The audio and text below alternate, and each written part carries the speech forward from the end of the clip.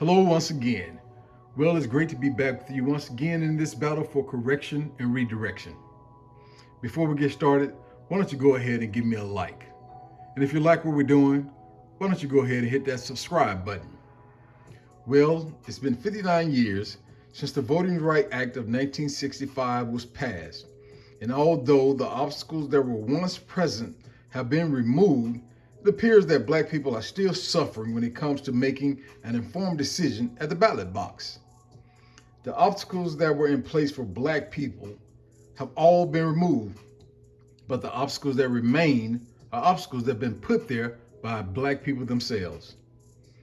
The obstacles I'm referring to are the unwillingness to become truly informed about their candidates, the unwillingness to truly hold them accountable, and the unwillingness to make sure that those very candidates that do them wrong never get their vote again. When I say them, I mean the candidates, the members of the candidates' appointed administration, and their big backers. You have to look at the bigger picture.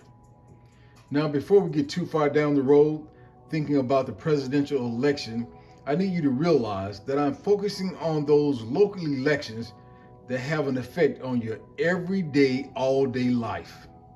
Yes, those local elections.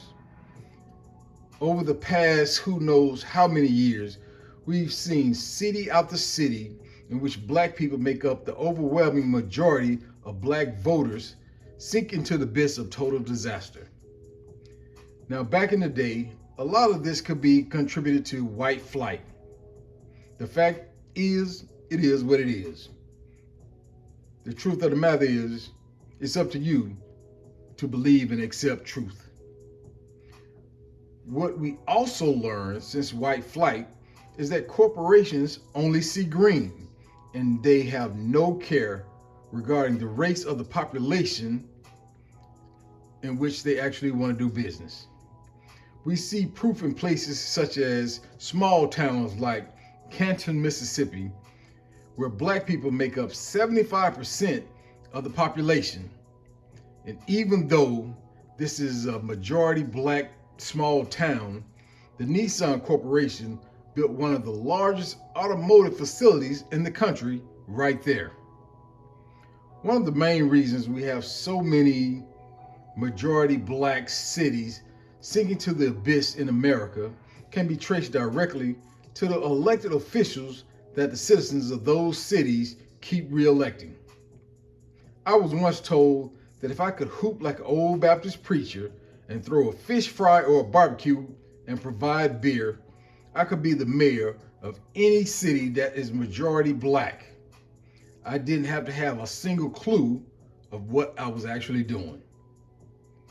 If so many cities that have a majority black population are continually failing, why are these cities, the citizens in these cities, electing the same leaders over and over again that can't produce positive results?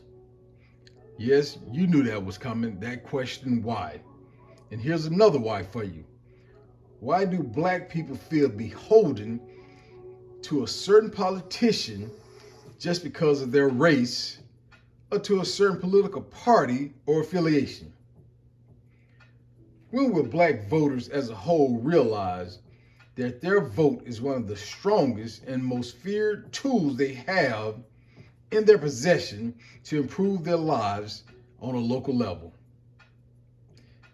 If your tool is beholden to a certain person or political party, it becomes a tool to improve their lives, not yours. Make 2024 the year you start using that precious tool to benefit you. Well, I see you made another interesting move. Let's see if I can shake it up a little bit.